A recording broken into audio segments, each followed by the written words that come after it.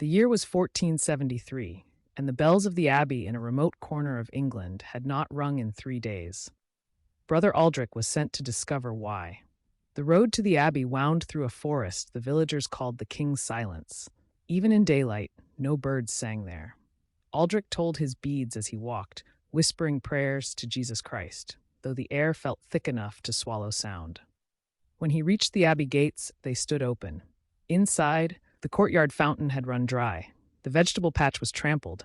A single sandal lay on its side, as though its owner had vanished mid-step.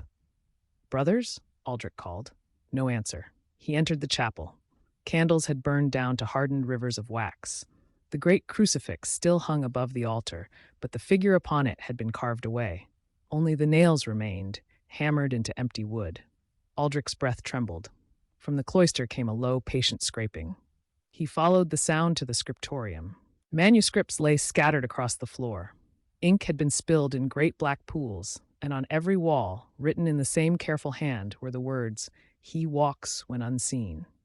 The scraping came again, from directly behind him. Aldrich turned. One of the monks stood in the doorway, or what had once been a monk. His robe hung loose over a body too thin, his skin the gray of old parchment. His eyes were stitched shut with coarse thread, yet he faced Aldrich perfectly. "How do you see me?" Aldrich whispered. The monk's mouth split open, wider than bones should allow.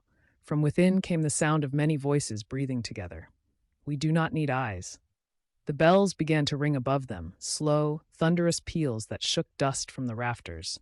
Aldrich ran for the courtyard, but the gates were no longer open. The walls had grown higher, stones stretching like wax toward the darkening sky. The bells rang louder.